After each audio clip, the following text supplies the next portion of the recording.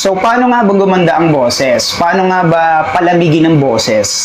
Yung parang merong smooth sound na naggagaling sa boses mo. So, marami kasi nagtatanong sa akin, siguro gagamitin nila para pag malamig na yung boses nila, makakakuha sila ng chicks.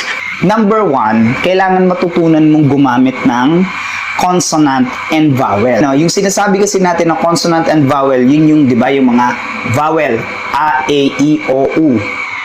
And yung consonant naman, yung mga H. At the same time, kailangan yung consonant and vowel, you need to make syllable. Katulad na lang nito, gagamitin ko yung original song ko na Yugto ng Buhay Ko para iwas tayo sa copyright. Ipapakita ko sa inyo yung example. Sana magustuhan nyo to. Out na to sa lahat ng digital platform. Pwede nyong i-stream sa YouTube, sa Spotify. Pwede nyo rin gamitin to sa pang My Day, sa mga may mga hugot dyan sa buhay. Sabi nila habang tumatanda raw tayo, palungkot ng palungkot ang buhay mo. Samahan mo naman ako dito, dahil nag-iisa na lang sa sariling mundo. So like that, yung lamig na ginagawa ko lang, sa, ha, yun yung syllable.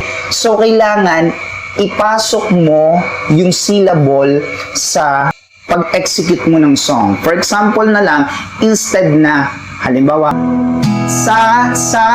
sabi nila, instead na ganyan ang gagawin mo, lalagyan mo siya ng vowel na katulad ng sounds ng ha, ha, ha, ha, ha, ha, ha, ha. Nagigets? Kung yung syllable na yan, for example na lang, matigas, di ba? Kung kakanta ka ng isang song na nagsisimula sa I, halimbawa, I love you, I love you, I love you. Example lang yan, ha. Gumamit ka ng ganong lyrics na nagsisimula ka sa I love you, I. So, kung i-execute mo siya ng matigas na sounds like this, I love you, I, wala siyang syllable na instead na mangyayari ay hi.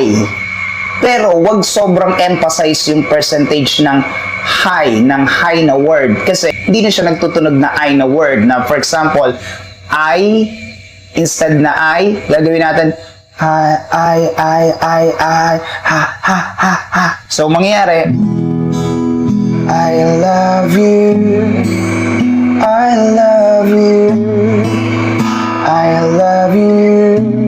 Instead na gagawin mong, I love you, I love you, I love you. Diba?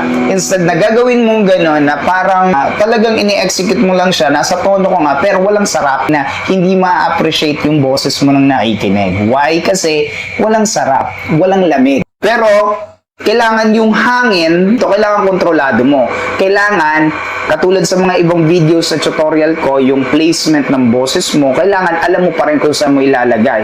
Sample from the chest, kasi register ko from chest yan. Yan yung ginawa ko. Chest yun. Sa,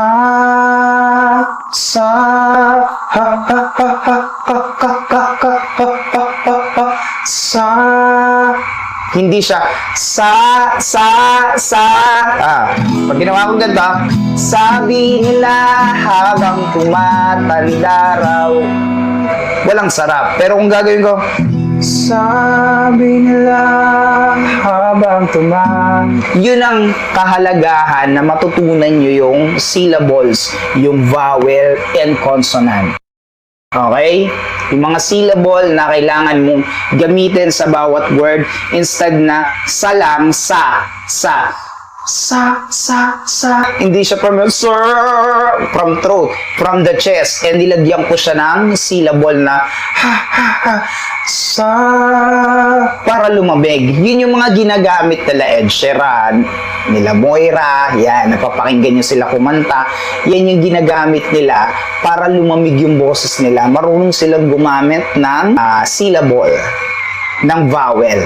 Yun ang kahalagahan ng vowel and syllable, ang kahalagahan ng consonant. Yan, lahat yan, kasama yan sa ating pag-execute ng kanta para mas maganda ang pagpe-perform nyo ng song. So kahit na hindi kayo biritero at biritera, basta maganda sa pandinig ang boses na para kang nanghaharana, well, appreciated ka nang nakikinig sa'yo. Wow, ang ganda ng boses ni ate. Wow, ang ganda ng boses ni kuya.